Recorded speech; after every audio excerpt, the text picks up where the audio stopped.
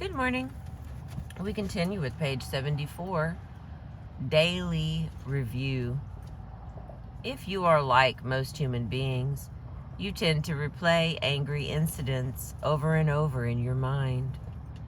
In doing so, you continue to use the original assessment of the situation. If that assessment was inaccurate, you are reinforcing a misinterpretation. Future interactions with the people involved or future similar experiences will reactivate the misinterpretation, influencing your emotional and behavioral responses. In order to step out of this destructive circle, evaluate the accuracy of your interpretations as soon as possible. Before retiring for the evening, review your day. When did you feel angry? How did you interpret what was said or done? What are 3 other interpretations of the event? Did you take what was said personally when it wasn't meant that way? If you can think of other interpretations, then either your interpretation is...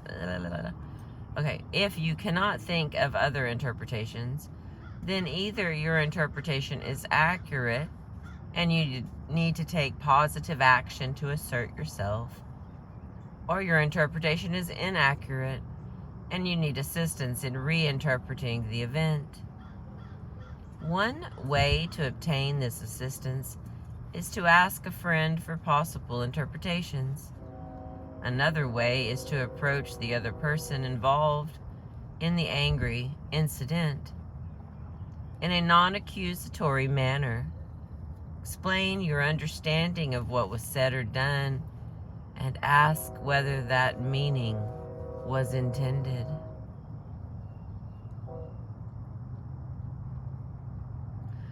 Now, here's the write it out part. Write down your review using the format below. Do this exercise daily until you discover yourself doing it automatically when you feel angry or angry. I know I'm putting too many syllables in angry, but I'm not going to stop doing it. Okay, here we go. Here's what I just read to you. And then here's going to be how we do it. We're going to do the event, we're going to interpret, and then we have more possible interpretations.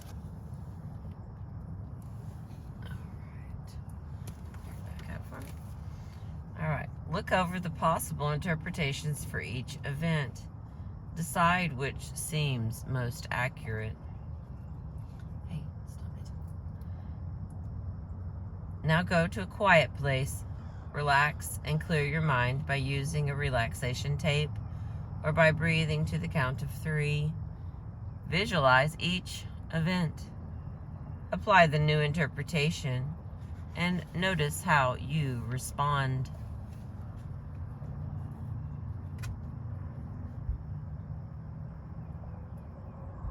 That was an owl. I just saw an owl. So beautiful. Now he can see me. And I only know which tree he went in. Alright. Sorry about that. I'm still in the wild. Okay. Stopping the judgments. Page 76. Often harsh, punitive, angry feelings are continually heightened by inaccurate judgments. These judgments tend to dehumanize the person at whom they are aimed. They make her into an object of scorn, something worthy of attack or insult. Self or others may be the target of these judgments. When you remove them from your thoughts, the intensity of your anger diminishes, and you find it difficult to use your anger destructively. How you evaluate yourself after you make a mistake is often an inaccurate, overly harsh judgment. For instance, after I make a mistake, I mentally hear myself saying, "Damn it, I can't do anything right.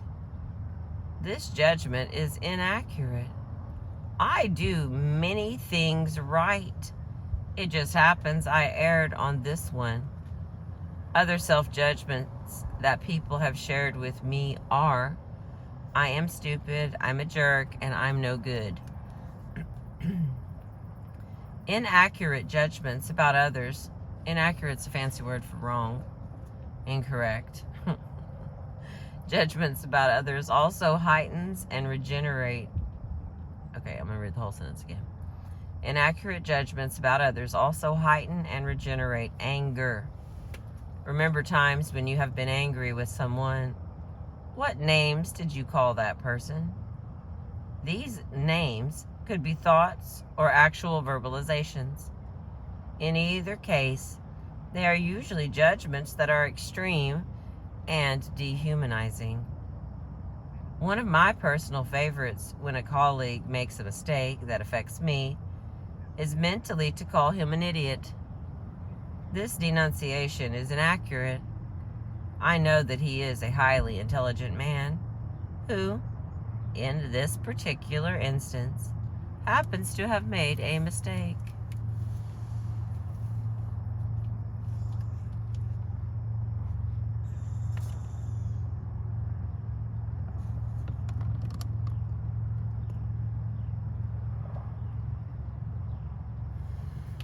All right, now we got a page over here where how to judging self more accurately. So we're going to list the judgments that you make about yourself after you make a mistake, and then disprove each of these with an accurate statement. Now here's the example. Now say each judgment out loud, followed by the word stop 3 times. Example: I can't do anything right. Stop. Say the sentence again 3 times, adding the reason the judgment is incorrect. Here's that example. I can't do anything right. Stop. That's wrong. I do many things right. As you go through your day, listen for the inaccurate judgments you make about yourself. Use these techniques to replace these false, hurtful judgments with more truthful, gentler ones. All right, so here we do it again. Slip it in. Okay.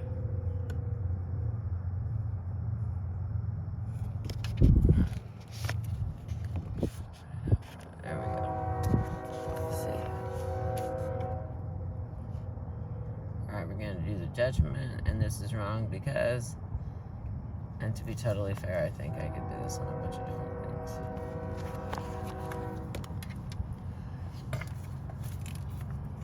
Oh, come back, baby. There we go. Alright, on to the next. Judging others more accurately. What are the most common judgments you make about others? List these below and then disprove each by using a more accurate statement.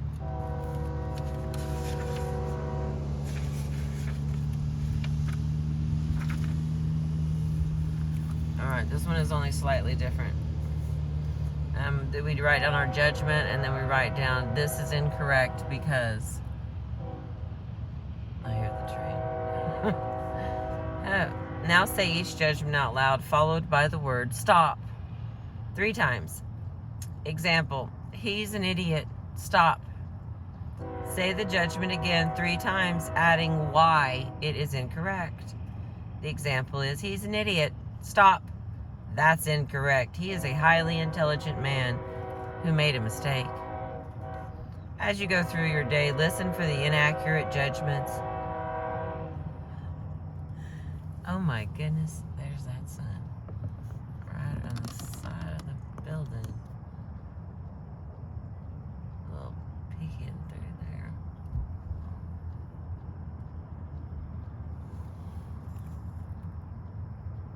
I didn't get in the right spot. I'm sorry. You're okay, big friend.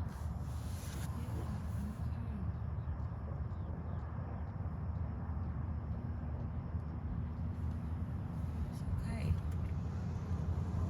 It's okay.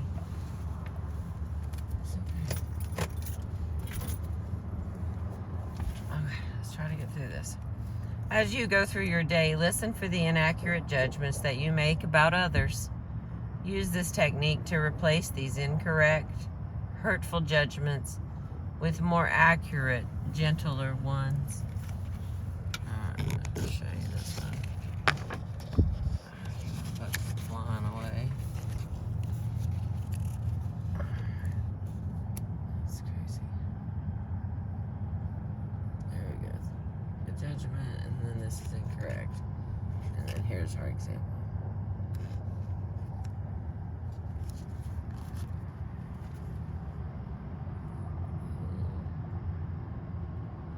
Kind of looks like a heart. It sneaks into those clouds over there. All right. Developing positive self-statements. An affirming self-concept exists when your positive statements about yourself outnumber negative ones.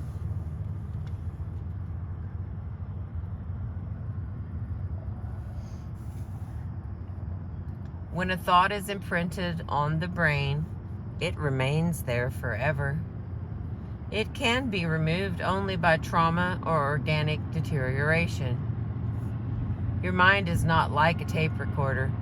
The negative evaluations that you have internalized about yourself cannot be taken out, erased, or printed over.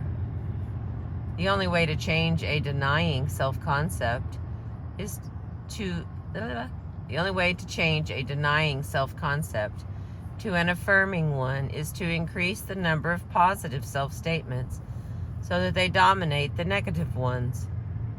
This technique is most effective when the new statements counteract the negative evaluations. All right, and the last one on page 79. To discover your strongest negative self-statements, remember the times you were punished or reprimanded as a child. What was said to you? How did you personalize these events as evaluations of self? If nothing was said to you, for instance, you were sent to your room or ignored, how did you evaluate yourself? Because these evaluations do not describe what you did, but who you are as a human being. They aren't true. You are not a bad person because you didn't clean your room, or you forgot to take the garbage out, or you received a poor grade, or you fought with your sister. I don't even know for sure that these behaviors are bad. I do know that you are not. Unfortunately, it is not enough for me to know this fact. You need to believe it. Page 80. List 3 of the negative things that you say about yourself. Then for each, indicate 3 things that you have done which show that the insult is unjust.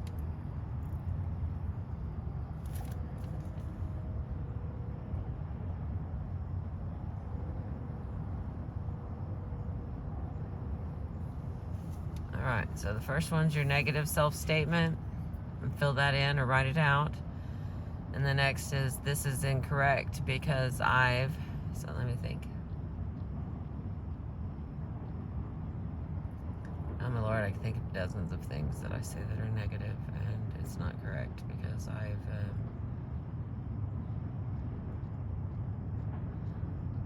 well, I'm going to keep those to myself. As it turns out. And then over here on page 81 is, again, list the 3 negative self-statements from above. Think of an accurate, positive self-statement that counteracts it. Again, this is a workbook, and I don't normally show you this much book, but so we'll do this over here, and then we'll go over to the other side and do a positive. Yeah, there we go.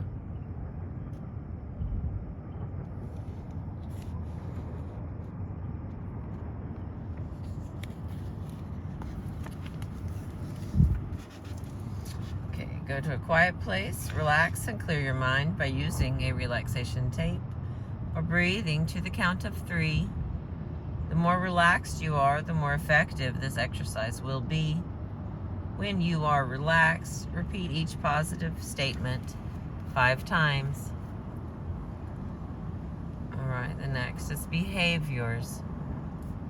For page 82 from our book, The Anger Workbook. There are 2 types of assertive behaviors.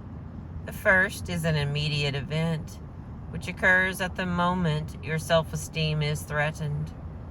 The second is a series of actions that you undertake to alleviate situations that are a constant assault on your image of self as a person worthy of respect. Both acts require you to recognize your anger and then assert self without harming yourself or anyone else. If you tend to turn anger inward and have difficulty expressing it, the following exercises will be helpful. I'm angry is okay.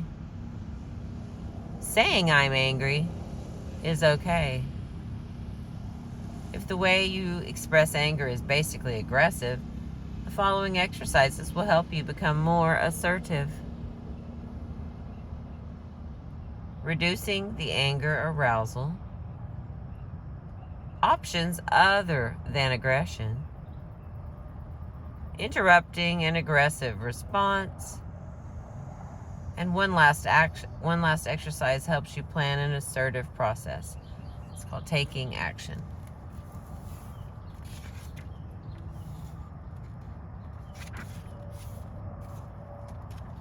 There's only like 3 pages, babes. Come on. All right. Next page. I'm angry is okay. If you are more likely to berate yourself than to blame others, you may need to begin by giving yourself permission to say the labels that indicate anger. Do the exercise replacing unclear labels from page 66 in the section of this chapter about emotions. Behaviors that indicate unfelt anger are self-pity, why questions, and action verbs used as feeling labels. Review your day. When did you feel sorry for yourself? Ask yourself what you were angry about. Did you use any why questions that did not seek information? Write them out as a feeling statement. Did you use verbs such as cheated, trapped, or rejected as if they were your feelings? Use the format described in the exercise taking responsibility from page 69 to write them down as anger. And then we've got lines to do all of that.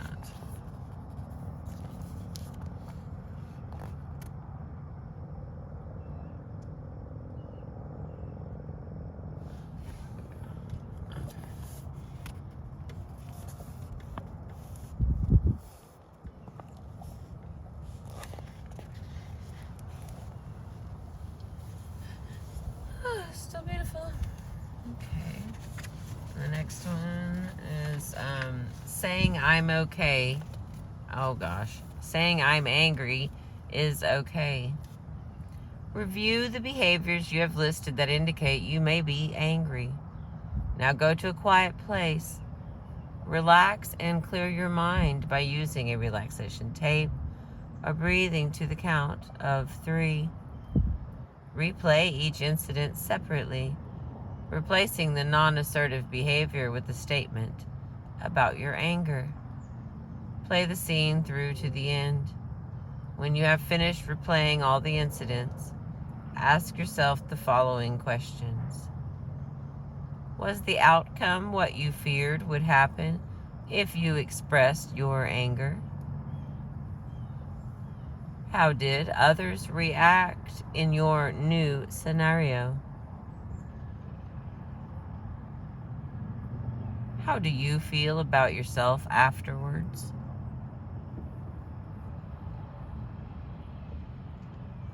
Tomorrow, as you go through your day, be aware of your behaviors that indicate anger. When one occurs with someone you trust, use an assertive statement to tell them that you feel angry. You don't have to shout your anger. You don't have to look angry. Just say the words. I feel angry when I think, and then fill in the sentence. Remember, you will merely be presenting information about yourself to that person. Therefore, you don't have to explain your feelings, justify it, or defend it. Do not be drawn into an argument. My response to someone who attempts to draw me into an argument is, I just wanted you to know how I was feeling. Reducing the anger arousal. Some people have told me that they deal with their aggressive tendencies by doing some physical activity to reduce the anger before they use it destructively. Exercise lowers the adrenaline that causes the sensation of anger, but it does not change the thoughts that produce the adrenaline. When these thoughts return, so does the anger and the possibility of aggression. If you have used physical activity to reduce your anger, I recommend that you continue. Or if you think this approach may work for you, please give it a try. After the level of adrenaline and anger drops, review the exercises in the thoughts section of this chapter. This strategy will help to change unrealistic perceptions of threats, and you may discover yourself requiring less physical activity.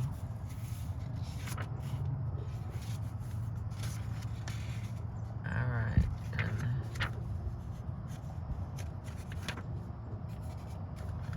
Two pages. Okay. Almost done. That's getting long. 85. Page 85. Options other than aggression. It is perfectly healthy and normal to feel angry. It is not helpful to you or to other people when you use that anger to do harm. The problem is not that you feel anger. What matters is what you do with it.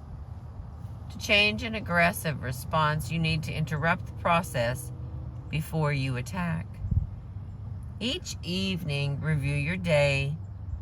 When did you have an aggressive episode? A situation in which you felt angry and acted destructively? Which option would have been most comfortable for you to use when you felt your anger begin?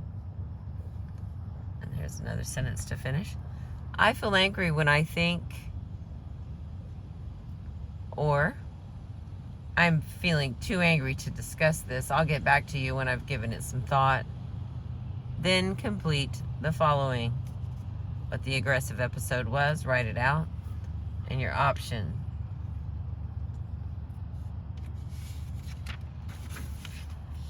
And the next, interrupting an aggressive response.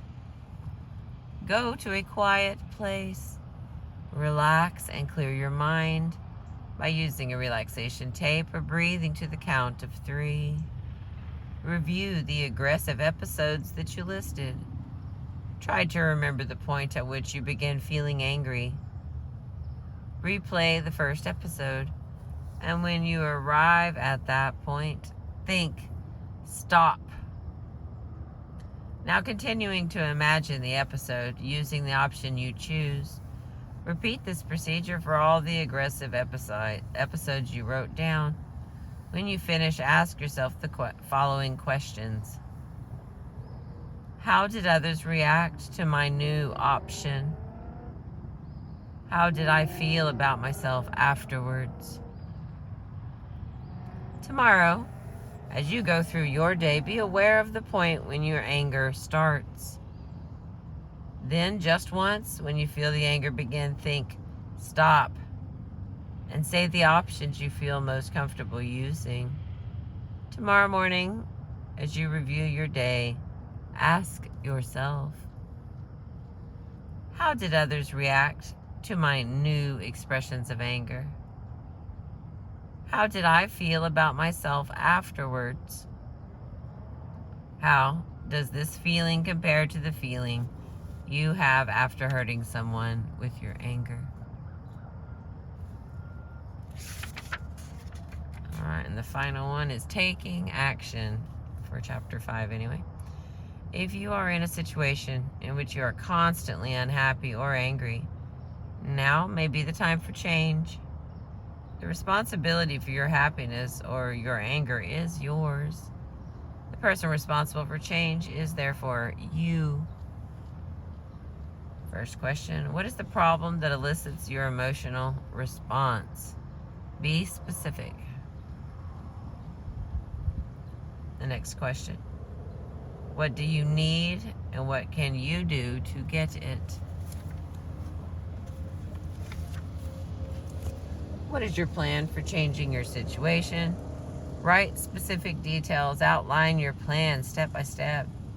Indicate a starting date for each step. All right, here's what that looks like. Oh my gosh.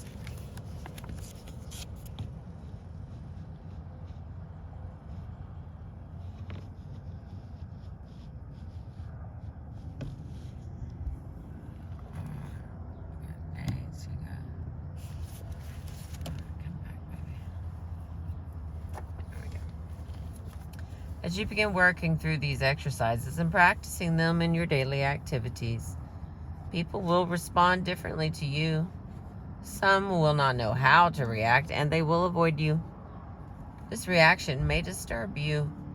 On the other hand, as you use your angry feelings to assert yourself and your anger becomes less hurtful, others will want to spend more time with you. Over time, you will discover that these relationships become deeper and stronger. As people decide whether to be with the new you, you too will also choose your own companions. Your decisions may lead you away from people you formerly sought and towards those you previously wouldn't have chosen. You will realize that friends who batter your self-esteem with put-downs and sarcasm hold you back.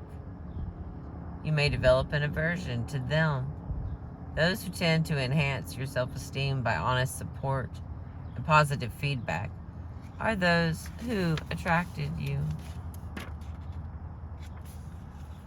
And that has been the end of chapter 5 from the Anger Workbook.